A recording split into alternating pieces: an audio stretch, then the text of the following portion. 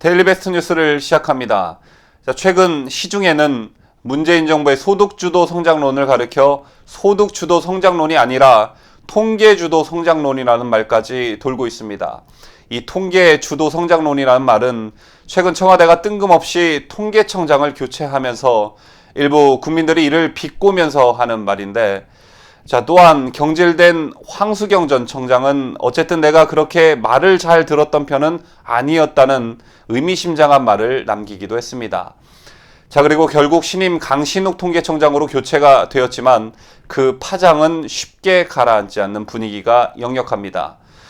통계청장 교체와 관련해 통계청 노조가 성명을 내고, 이번 조치는 통계의 공정성과 중립성을 무너뜨리는 어리석은 조치라고 반발하고 나섰습니다.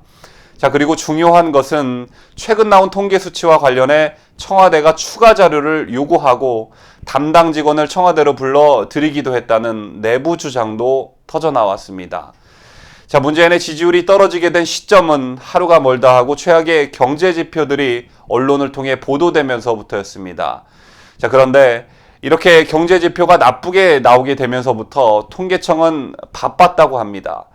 그 이유는 다름 아닌 청와대의 요구가 훨씬 늘었기 때문이라고 합니다.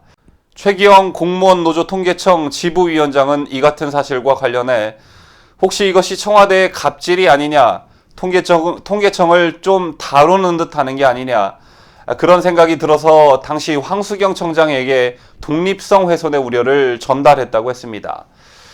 결국 황수경 청장이 경질된 후 노조는 성명을 냈는데, 노조는 역대 어느 청장보다 통계의 중립성을 위해 노력했던 청장이 아무런 이유 없이 경질됐다면서 통계의 공정성과 중립성을 무너뜨리는 어리석은 조치라고 지적하는 내용이었습니다.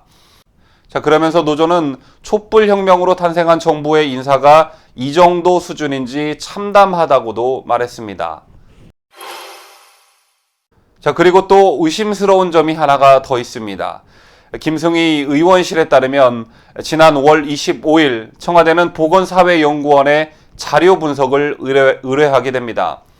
그리고 통계청에 1분기 가계소득 자료를 보냈고 이틀 뒤 회신을 받았습니다. 회신 결과는 청와대가 반길 만한 내용이었다고 합니다. 통계청이 지난 5월 1분기 양극화 지표를 내놨는데 청와대가 이걸 보건사회연구원에 별도의 분석을 의뢰했다는 겁니다. 당시 보건사회연구원 분석 책임자는 새로운 통계 방식을 제안했는데 이 새로운 방식으로 통계를 내보니 양극화가 다소 완화됐다는 결과가 나왔다는 것입니다. 새 방식은 가처분 소득 집계에서 퇴직금이나 자녀가 주는 용돈 등 비경상 소득을 제외했습니다. 이렇게만 해도 애당초 12.8% 감소로 집계됐던 하위 20%층의 소득이 2.3%만 감소하는 것으로 바뀌었고, 40%에서 60%에 해당하는 중간계층의 소득은 3% 감소해서 3% 증가로 극적인 변화를 보이기도 했습니다.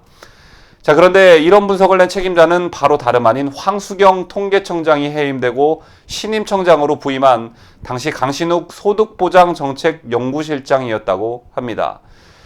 뉴스를 마치면서 청와대는 지속적으로 부인하며 통계청장 교체설 논란을 진화하고 있는 모양새지만, 이 같은 의혹들이 계속 불거지며 앞서 말씀드렸지만 통계주도 성장론이라는 말도 회자되고 있고, 또한 통계청장이 바뀌니까 올 하반기 경제가 좋아질 거다라는 비아냥거리는 국민들의 볼멘 소리들도 늘어가고 있는 것 같습니다. 상황이 이 지경이 되자 물론 통계청 발표는 아니었지만 29일 뉴시스가 경기 회복 기대감, 중소기업 경기 전망 5개월 만에 반등이라는 뉴스를 실으면서 중소기업 중앙회가 조사한 자료를 제시했는데, 이 기사를 두고 벌써부터 국민들의 불신이 댓글로 표출되는 모양새입니다. 독립성이 지켜져야 할 통계청을 건드려 스스로 국민들로부터 신뢰를 상실한 청와대. 통계를 건드려 잠시 위기를 모면할 수는 있을지 모르겠지만 국민들이 몸소 느끼고 있는 체감 경기까지 손댈 수 없음을 명심해야 할 것입니다.